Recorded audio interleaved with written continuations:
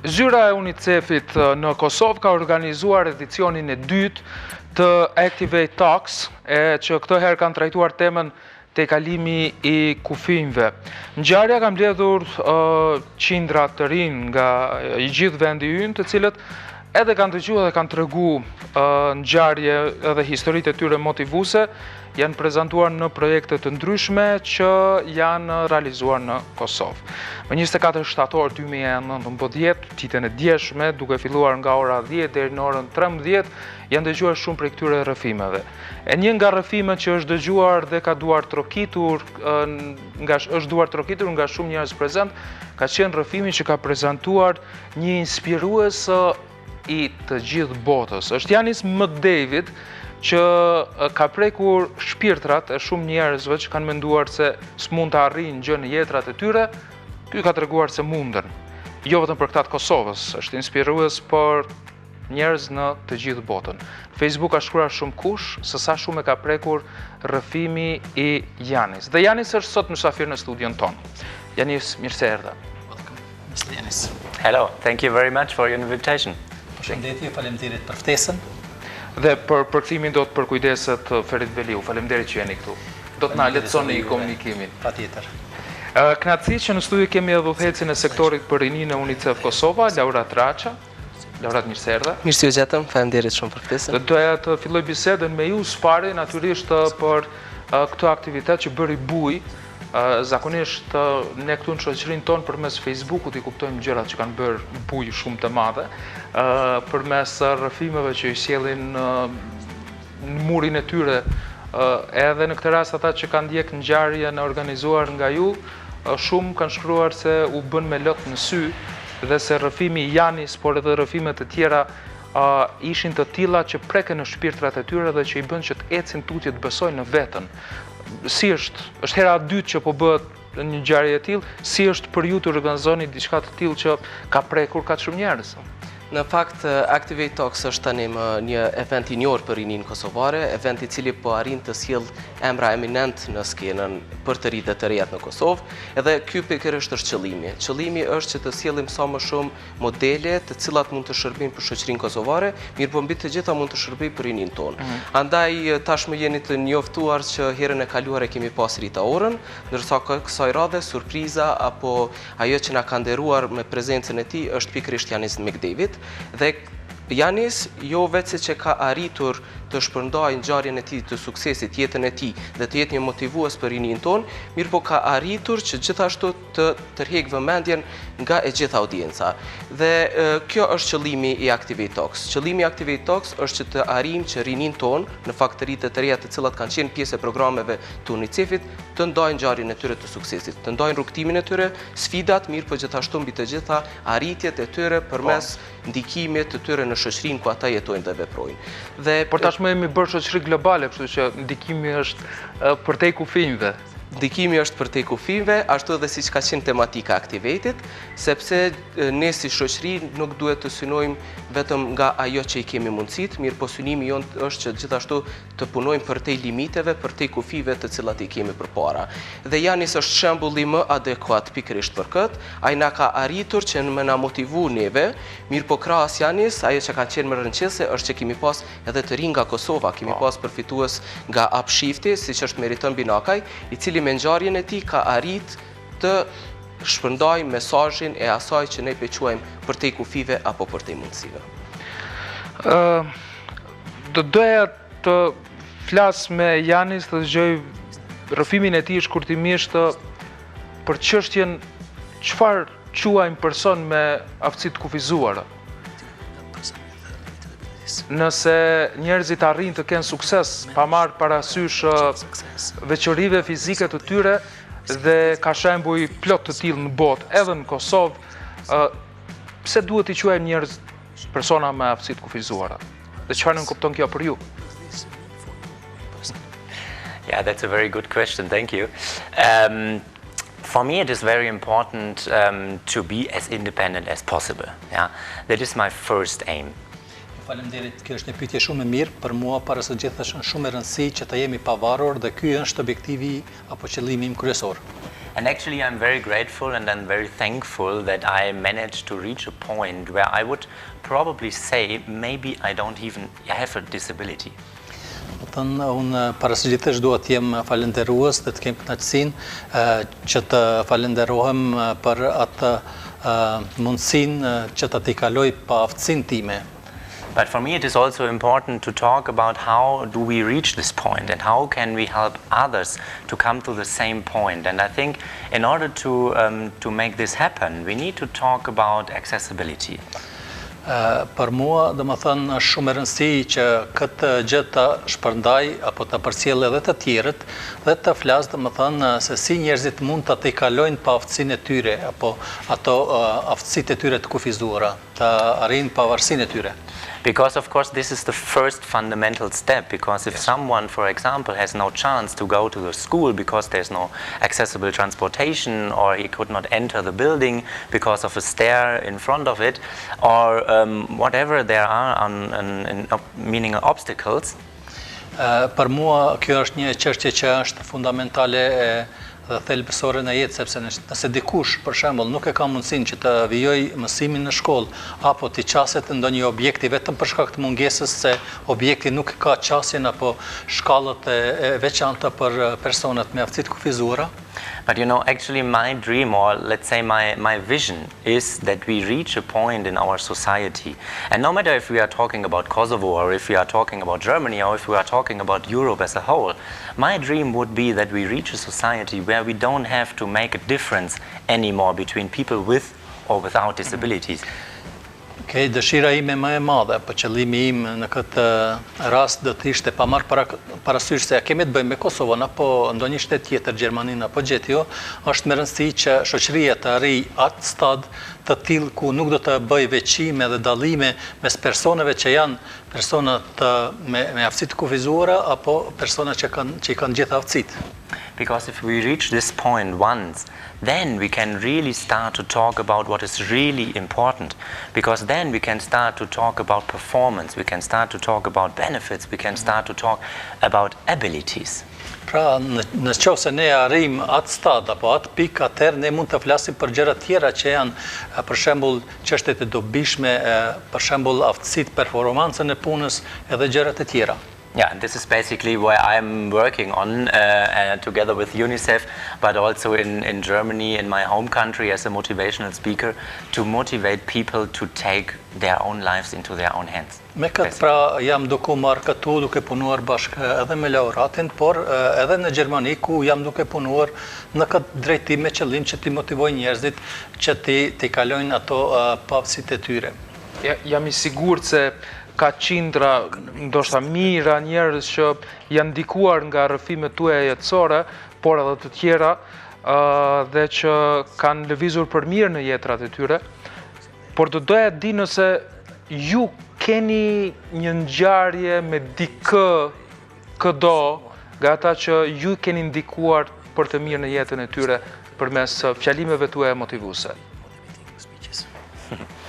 Yeah, of course, I have already inspired many people all over the world.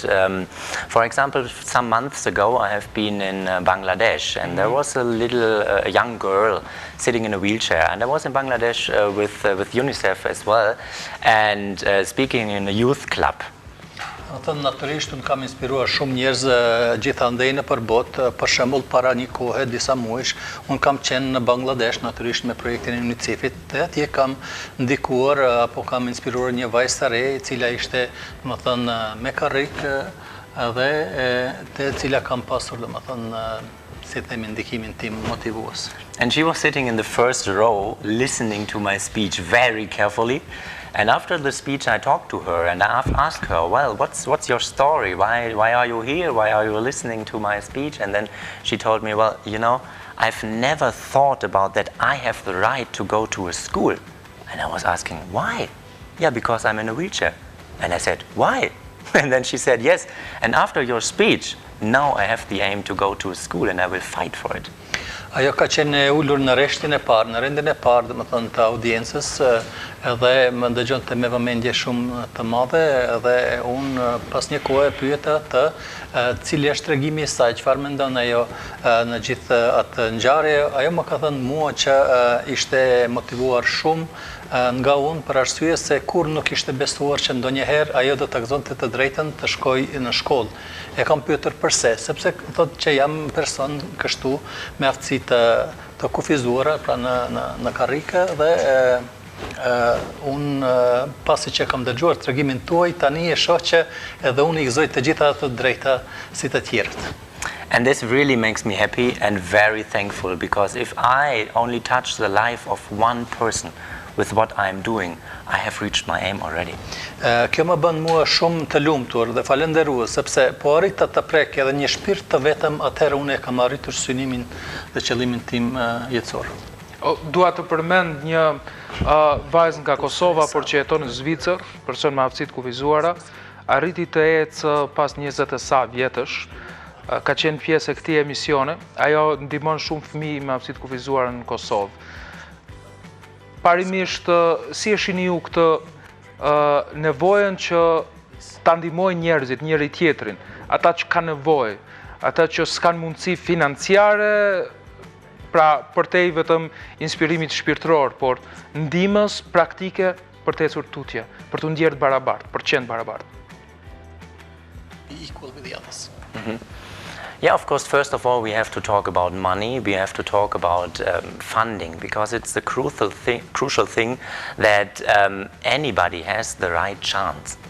Natyrisht ne para së gjithash duhet të flasim edhe për punën e parave, por edhe për punën e investimeve, sepse është gjë thelbësore që gjithkush ta ketë të drejtën e barabartë. You know, I don't really like to talk about problems or to talk about negative things, but I would really like to talk about what is the possibility that we have. Where can we change something? And I think, and I'm really convinced about that everybody can change at a certain point. Unë nuk dëshiroj, apo nuk më pëlqen që të flas për gjëra negative, të flas për probleme, por me dëshirë do të bisedoja për gjëra pozitive, gjërat që ne mund të ndryshojmë, dhe mendoj që secilin nga ne mund të vijmë në atë pikë, të themi ashtu, ku do të mund të ndryshojmë jetën e dikujt dhe të ndihmojmë dikë. And if I say everybody, then I really mean everybody. I mean also the people with disabilities. Also the people who sit in a wheelchair, because if I would not have taken my life into my own hands, if I would not have understood that if I want to change something, I have to start with this. I have to be the change, basically, then probably nothing had happened. Kur e them unë mundësinë që të gjithë të ndikojmë dhe të ndryshojmë, e kam fjalën për të gjithë, domethënë ne përfshir këtu edhe mua si person me aftësi të kufizuara. Pra, nëse ne nuk ndryshojmë dhe nuk fillojmë me ndryshime vetë, atëherë nuk do të arrijmë askund. But of course, the first step and the first crucial step is accessibility. And if I say accessibility, I don't just mean a ramp in front of a building or an elevator. Accessibility also means transportation. Accessibility also means personal assistant, access to information, access to education, access to communication. All these things that are really crucial. And I think this is the responsibility of all of us as a society, everybody, to make clear that accessibility is crucial in a first step. Unë do doja këtu të theksoja çështjen e qasjes. Kur them qasje, nuk kam fjalën vetëm po e zëm për një rampë që gjendet para një objekti, për të themi shkallë, ashensor dhe gjëra të tjera, por kam fjalën për qasjen në të gjitha fushat, qoftë në fushën e edukimit, qoftë në fushën e komunikimit, në sferat e ndryshme të jetës, dhe në këtë mënyrë mendoj që të gjithë duhet të angazhohemi për të arritur një qasje të tillë. Yeah, and we need everybody for this, because we cannot do it by ourselves. Natyrisht, pra, të gjithë janë të nevojshëm, sepse këto gjëra nuk mund të arritëm vetëm nga ne vetvetiu. Jeni përballur ju ndonjëherë personalisht me stigmatizimin? Sepse unë di që shumë njerëz në Kosovë, por në vendet tjera, përballen me të dhe e kanë shumë të vështirë, ndoshta të pamundur ta tejkalojnë atë dhe të ecin tutje, ta bëjnë jetën e tyre normale. Well, actually, this is a very interesting question and a very difficult question for me to answer because, of course, I always are confronted with stigmas. Në fakt, kjo është një pyetje mjaft e vështirë për mua. Unë duhet të them që është pyetje e vështirë për të gjithë, por natyrisht që unë gjatë tërë kohës jam duke u ballafaquar apo duke hasur në problemin e stigmatizimit. But on the other hand side, I'm someone who really likes to change the things that I am able to change. So if I see someone having a prejudice against me or a stigma, then I also feel my own responsibility to help to make the situation in the best way. Por sa herë që unë shoh nevojën, domethënë që gjërat e tilla të tejkalohen, që paragjykimet e tilla të tejkalohen, atëherë unë ndërmarr veprime edhe ndjej nevojën që të punoj në atë drejtim, që gjitha këto çështje siç është stigmatizimi të tejkalohen për të gjithë. For example, I don't hide myself anymore. I go out when I want to go out. I go where I want to go. And I'm very direct with people, shaking hands, talking to them, and I'm very open. And I think all these things help us both to break the ice. Domethënë, në raste të këtilla unë tani më nuk e fsheh veten dal kur kam nevojë të dal, flas hapur, jam i drejt për drejt apo direkt, natyrisht që përshëndetem edhe me njerëz, edhe duke bërë këto veprime, unë në një farë mënyre jam i pari që e thej edhe akullin në këtë drejtim. And I think this is a very important message for all of us, not to hide. Of course, if you hide yourself or if you're sitting on the couch, like me now here, if you are sitting the whole day and on your couch at your home, it's the more easy way. That's clear. But what can you change then? Mendoj që kjo çështje e fshehjes, domethënë, është shumë e rëndësishme, sepse po e zëm, nëse unë si i ktill do të rija gjatë tërë ditës në shtëpi i ulur, atëherë çfarë do ta kisha arritur me një gjë të tillë? And this is what I understand as my aim and as my responsibility as a speaker, to encourage and to inspire others to really understand this and to understand that if you want something to be changed, you have to start by changing it. Edhe për këtë arsye, unë them që kjo është edhe synimi imi, pra që të tentojmë të ndryshojmë gjërat, edhe sa herë dëshirojmë për të ndryshuar diçka, atëherë patjetër që duhet t'ja nisim apo ta fillojmë një ndryshim të tillë. Edhe unë do t'ju dëgjoja 2 orë në vazhdim, por s'kemi kohë me thushë më ashtu, sepse vërtet ndikojnë për mirë këto fjalë që thua. Do doja të vazhdoj me zotën Raqa për këtë aktivitet, për reagimin që keni pranuar ju pas aktivitetit, qindra njerëz të jenë prezent dhe të dëgjojnë, besoj është një gjë e madhe, edhe të flitet prapa për një aktivitet si ky, herën e parë meritën, që gjithë duan ta shohin, ta ndjejnë, të kuptojnë rrëfimin e saj, dhe tani me Janis dhe shumë të tjerë që i ndanë rrëfimet. Unë do doja fillimisht të ndërlidhem me atë që tha Janis. Do të thotë, ne si zyre Unicefit, qëllimin kryesor e kemi të punojmë mbi parimet e gjithë përfshirjet e partneritetit. Andaj mbi këtë bazë, ajo që apo du të them është që ne nuk do të ndalemi vetëm si Unicef, mirë po qëllimi jonë është që ne të krijojmë një frym të partneritetit, ku në këtë rrugtim na bashkon të gjithë, duke filluar nga institucionet qendrore, ato lokale, mirë po ne si partner kruciale, por shumë të rëndësishëm e shohim edhe sektorin privat.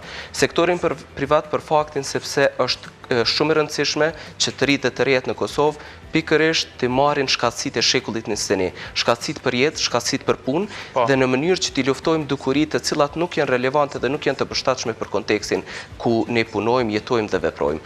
Andaj Activate Events do të vazhdoj së funksionore, do të jetë një nga eventet e rregullta që sipas gjitha gjasave do të mbahet 2 herë në javë. Dhe me këtë ritëm të punës tonë, me këtë ritëm të partneritetit me organizata tjera lokale, partnerët tanë implementues, unë besoj fuqishëm që do të jemi në gjendje të prodhojmë modele si kur Janis, të fuqizojmë ata dhe në mënyrë që ata të jenë zëri i ndryshimeve shoqërore në vendin tonë. Dhe unë e bëj thirrje që të gjithë të rritet të reja, që të jenë sa më shumë të informuar, të jenë pjesë e programeve të Unicefit, Innovations Lab, të partnerëve tanë implementues Penit, IPCO Foundation, Innovation Center Kosova dhe gjithë partnerët e tjerë së zyrës së Unicefit që të vazhdojmë këtë rrugtim së bashku, të arrijmë të bëjmë ndryshime të mëdha në shoqërinë ku jetojmë, sepse vetëm përmes të rinjve dhe të rejave këto ndryshime mund të bëhen. Absolutisht që po. Dhe njerëzit të ndryshojnë jetën e tyre, rrjedhimisht ta ndryshojnë vendin për të mirë. Se kështu bëhet, duke filluar nga vetja. Pikërisht, tashmë kemi bërë shumë kampion në këtë vend, kemi ambasador të shumt dhe unë besoj që nëse vazhdojmë me këtë ritëm të ndryshimeve do të arrijmë edhe më shumë. Unë ju falenderoj vërtet që erdhët sot. Ishte shumë kënaqësi që Janis ishte në studion ton dhe natyrisht folëm për këtë aktivitet që tërhoqi vëmendje mjaft madhe në vendin ton. Shumë faleminderit. Je mirë se ardhur përsëri kur të vish në Kosovë që të dëgjojmë të tjera rrëfime nga ju. Yeah, thank you very much. It was been a great honor to meet you and to talk to you. Thank you. Faleminderit edhe një herë, ishte kënaqësi e madhe dhe nder që të jemi safiri juaj. Faleminderit shumë edhe një herë. Janis Mc Davis, foles inspirues, Ferid Veliu perkthyes, faleminderit shumë. Laura Traqa, udhëheqësi sektorit për rinin e Unicef Kosova, faleminderit edhe një herë. Miqdashur, ju që doni të dëgjoni më tepër nga rrëfimet që i sjell Janis, unë ju ftoj që klikoni në internet, apo jo, është kjo koha teknologjisë globale. Janis ka një webfaqe, ndoshta do të vijë sërish në Kosovë, ku i dihet, dhe të keni shansin ta dëgjoni nga afër, nga e njëjta sallë, rrëfimet e tija vërtet inspiruese. Vazhdoni të jeni me këtë magazin televiziv edhe më tej, do të ketë rrëfimet të tjera pas pak.